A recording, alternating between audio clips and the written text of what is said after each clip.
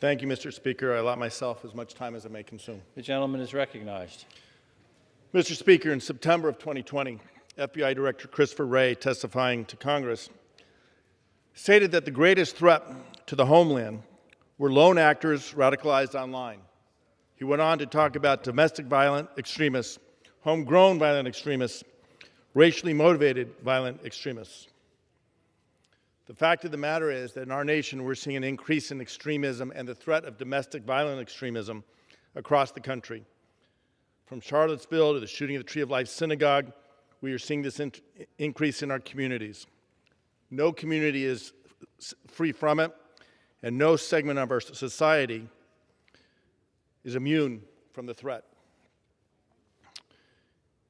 In May of this year, in an unclassified presentation by the Defense Counterintelligence and Security Agency titled "The Insider Threat and Extremist Activity Within the DoD," the Defense Counterintelligence and Security Agency laid out in a very clear presentation defining what is domestic violent extremism, laying out the stages of development, highlighted 7 cases of extremism in active duty and former military service members, and went on to describe for commanders steps they could take in prevention and reporting: alertness, early intervention, communication.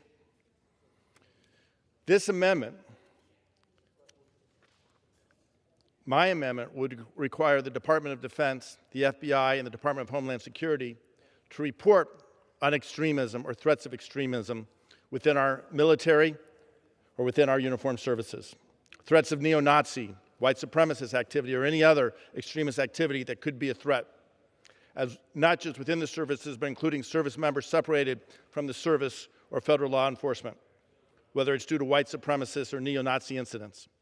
And then the amendment requires the agencies to develop a plan to prevent those incidents in the future. Such behavior, such extremism, is a threat to us in all segments of society. There is no reason to believe that our military is any different. These are exceptions. They are rare, but we must do everything we can to identify them and to thwart them before risks become reality. I yield back. I reserve my time. The gentleman from Illinois reserves. For what purpose does the gentleman from Arizona seek recognition? I rise in opposition to the amendment. The gentleman is recognized. Mr. Chairman, I yield myself such time as I may consume. The gentleman. Thank you. Mr. Chairman, this amendment attempts to create a problem where none exists by requiring investigations into law enforcement and the armed services for alleged rampant white supremacists or white national sympathies. Proponents suggest that there are instances in which members of the armed services have shown sympathies toward white supremacist or white nationalist groups. However, as these same proponents know all too well, the various branches of the military have addressed the Democrat-offered examples of extremism. This amendment denigrates our men and women in the service. It's Orwellian in nature, and I'll reserve. The gentleman reserves. The gentleman from Illinois is recognized. Thank you, Mr. Speaker. This amendment in no way denigrates the many fine, overwhelmingly number, vast majority of fine people who serve in our military and uniformed services. But the fact is, we have had incidents, and this is again from that report I mentioned earlier: a mass casualty attack, a uniformed officer killing fellow soldiers, threats against religious communities, threats against media and government, communications and bomb-making instructions, material support to terrorists.